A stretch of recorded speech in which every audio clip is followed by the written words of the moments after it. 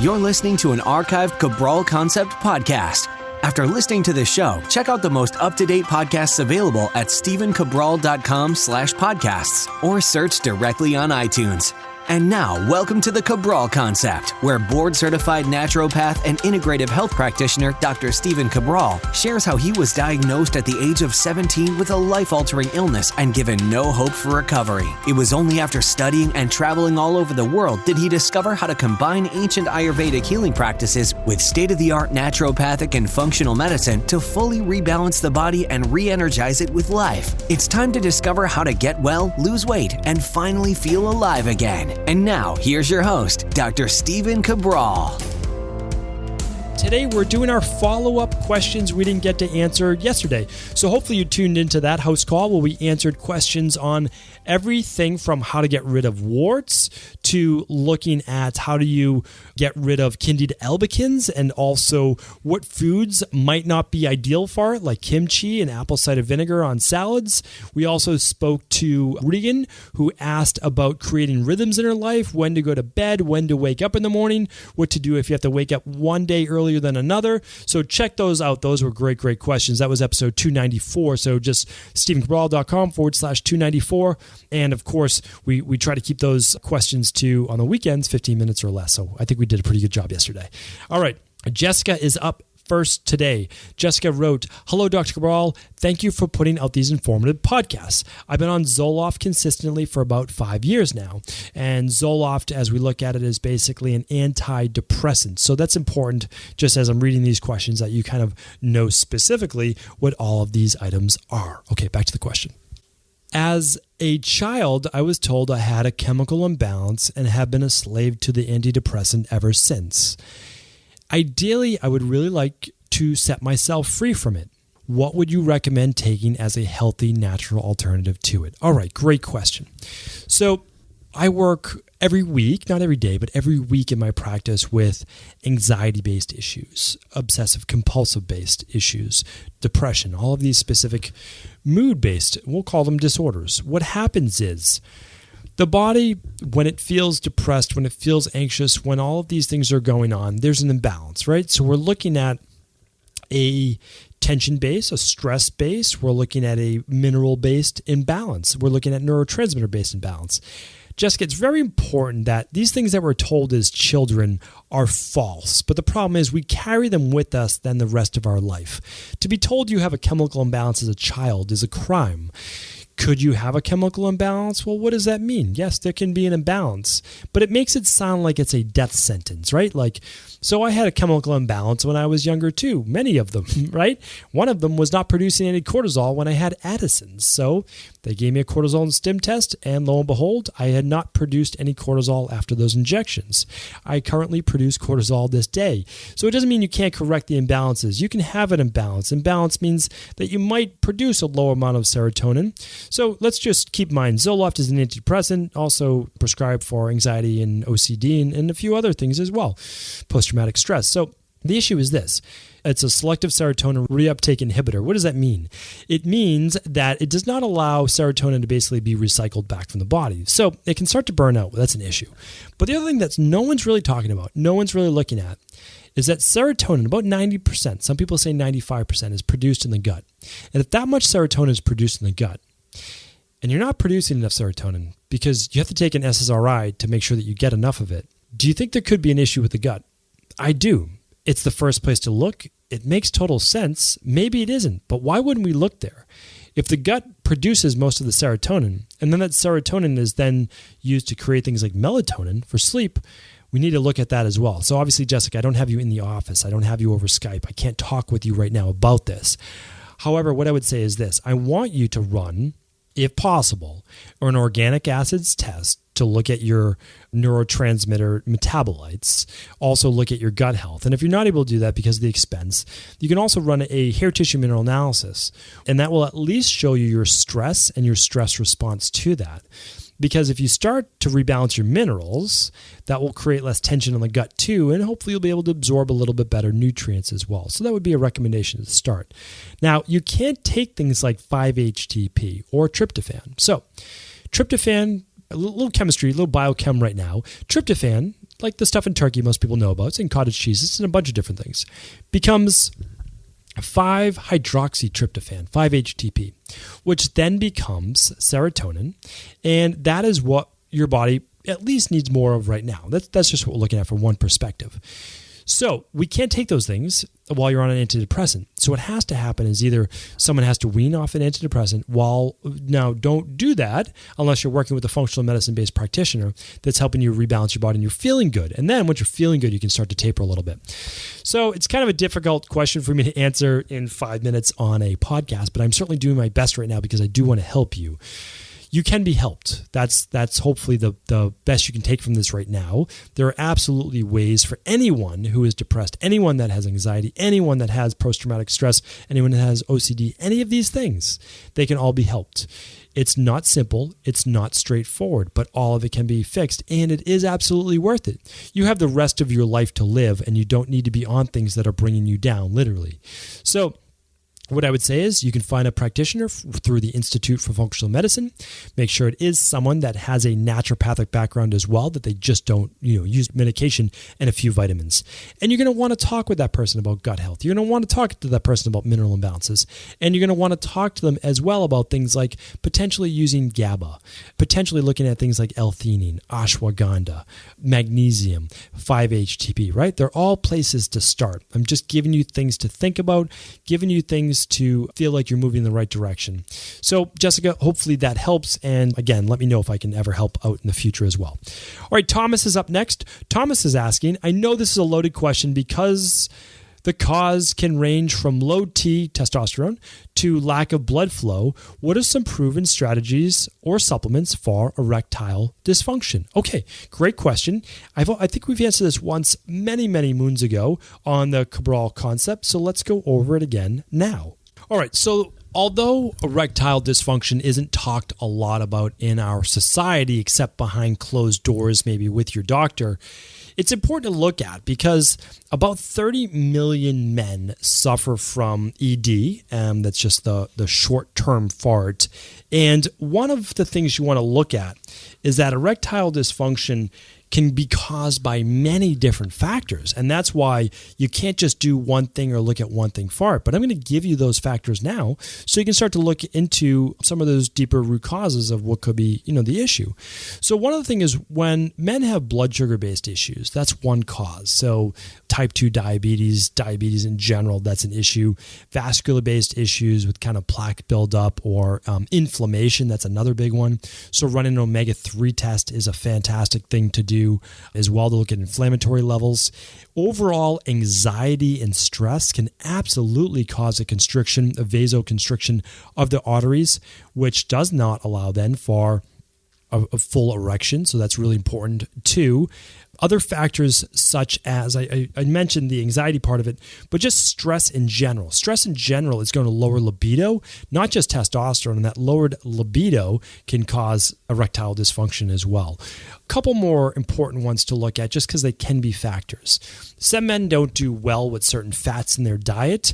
Again, it causes more of that inflammation. So too much arachidonic acid from red meats or kind of, again, even if it's grass-fed, too much arachidonic acid in general seems to be an issue and a potential cause. Depression, a lot of men who they get sick, meaning like a really bad bacterial or virus, maybe during something like the flu or pneumonia, and then it lasts for another week or two because the body's weakened, it's worn down. Those are major things to look at as well. So now I want to give you a couple potential things that's going to help boost and benefit your body. So the one thing we want to look at, let's just say it's vasoconstriction. Let's just say it's poor blood flow. A couple things that work great for vascularity are L-arginine. L-arginine is great. When would it be contraindicated? Well, if you have the herpes virus, if you get cold sores, you wouldn't want to take arginine. I've talked about this before in the podcast. Cayenne pepper, or even doing like a ginger, cayenne pepper, apple cider vinegar shot. That's a great vasodilator. Even for people who feel like they're getting some tension in their chest, could be heart attack, could be any one of these things. Cayenne pepper is absolutely recommended for those specific things. Dilates those blood vessels. Really, really great. So try L-arginine. You can try a little bit of the, again, apple cider vinegar with the cayenne pepper, maybe a little lemon juice in there. Those are fantastic as well. L-arginine being the first one to use. And after that, really important that we want to look at that you're getting an overall multi. You need to get enough B vitamins. So if you're not taking like an activated B complex that I recommend, if you're not taking the all-in-one shake, the daily nutritional support that I recommend, or a good multivitamin like the daily activated multi that I talk about, you need to get that. And you're probably going to want to add in a little bit extra zinc. Start there. Don't do a million things. Start there. Make sure your thyroid levels are correct. Make sure you're lowering stress. Start taking magnesium at least at dinner or before bed. All of these things are going to kind of calm your body. Remember, you're going to figure this out. You will absolutely will. And I'll tell you, hardly any of the time is it low testosterone. I see guys in my practice all the time who shouldn't be able to get an erection at all with the low levels of testosterone that they have, and they can. So it's not always, and it's not typically low testosterone unless that low testosterone has really sunk your libido. So I'm telling you, you're going to be able to figure this out because there's only so many things that it can be. I tell people that all the time. There's only so many things it can be. We need to figure it out like that. So again, just play back the show, listen to those recommendations, start with those, but at least get that good multi in there. Get some hydration. Really important. Just get that blood flow going. Really, really important. Okay, Marie is up next and she's up last. So her question is this. Hello, Dr. Cabral. I talk about your podcast daily. I've been learning so much since discovering it last summer. My husband lost lots of weight on your 21-day detox, and I took the IgG allergy test and have been really benefiting from meeting with Julia and discussing the results. So Julia is our holistic health coach, and she is our resident nutritionist. She's fantastic. When you buy a lab from our store, I read the results of your lab. I write out your protocol, and then you meet with Julia over Skype, and she basically implements my protocol. It works great. People do it every day. So we thank you, Marie, for doing that, and I'm really happy. She writes, from the bottom of our hearts, thank you so much, in all caps, for sharing your knowledge and passion. It's a daily inspiration. Thank you, Marie. It's my pleasure, and I never get tired of reading that. It's why I do what I do. Even though I'm recording this at 7 o'clock at night, I always make sure that I get it done for everyone. And again, this is what I would have wanted 20 years ago. And of course, it's why I do it today. Okay. My question is for my sister-in-law. She's been having a lot of neck pain and her uvula is very swollen.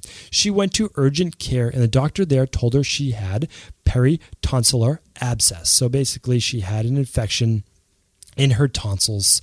The uvula is that, I like to refer to it, I'm not the first person, as that little punching bag that hangs down from the back of your throat.